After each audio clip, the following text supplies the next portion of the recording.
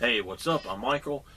This is another of my art supply videos, and this one is going to be probably the last one for a while unless I'm updating a previous one. So this one is on paper, and unfortunately all of my paper is down here to my left. It's very neat, and I'm not going to pull it out, all of it out and show it. I'm just going to tell you what I have, and I'm not going to tell any brands because that's up to you.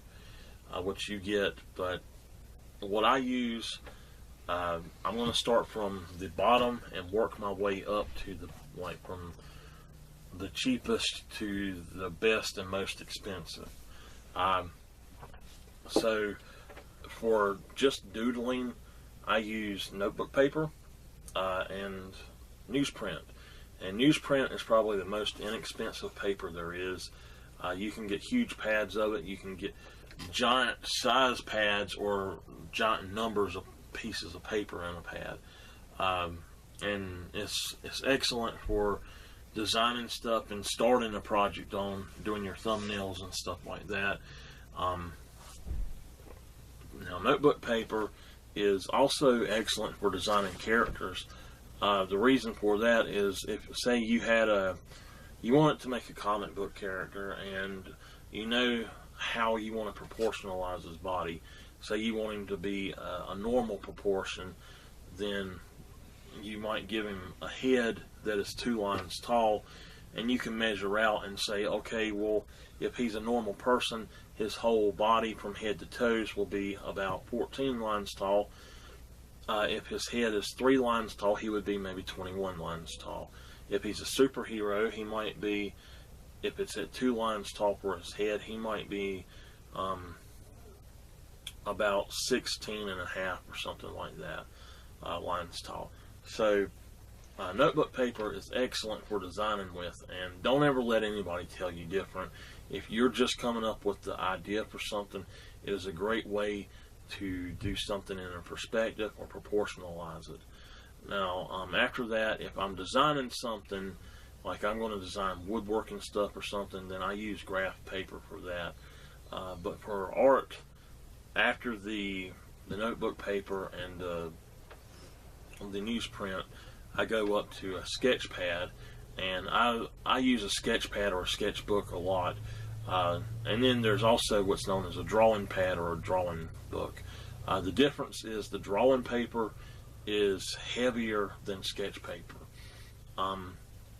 They are used for exactly the same thing, but you just have, like I said, one of them is better for better quality work. Sketch pads are mainly for doodles and stuff like that, where drawing paper is where you're starting to get into wanting to do something more professional. Again, the only difference though is the weight of the paper. If you hold up a sketch paper, it's really flimsy and it'll bend over and flop around, whereas it's a little bit harder and stiffer for drawing paper to do that. After that is the more professional papers, and I only suggest these if you're doing certain types of using certain types of mediums or if you're doing certain types of artwork and you want it to be the best paper that you can get for it. I am going to also say printer paper is excellent for doing your sketching and stuff on.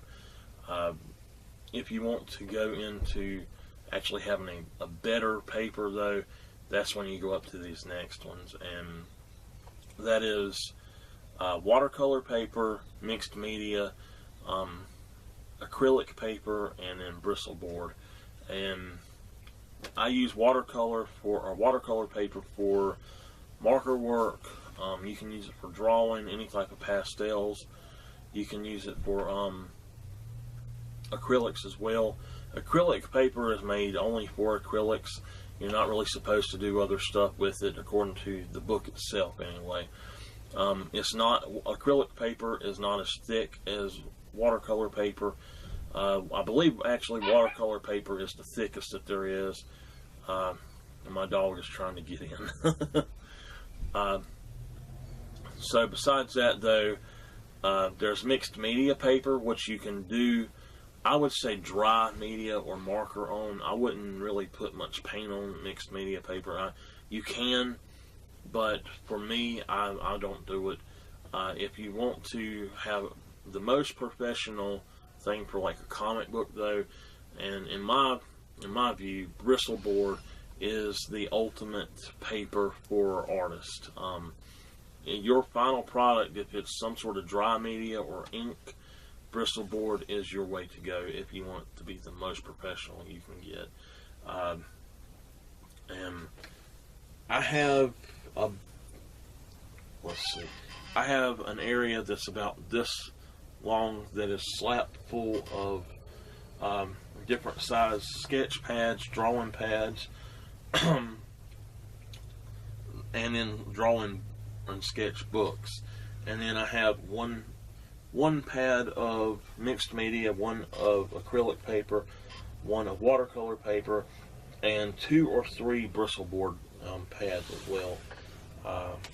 And I believe I also have a notebook down there, and then 2 or 3 pads of newsprint in different sizes. So, I am going to say one more thing though about newsprint. You can practice anything on newsprint. You can practice painting on it. You can practice markers on it. All you got to do is have something up under it to catch it from bleeding through onto your other your surfaces. But you can take newsprint and actually airbrush on it and learn really easily how to airbrush using just newsprint. With it being so inexpensive, that's probably a great place to start if you're just getting started. So that is all for now, and I will see you later.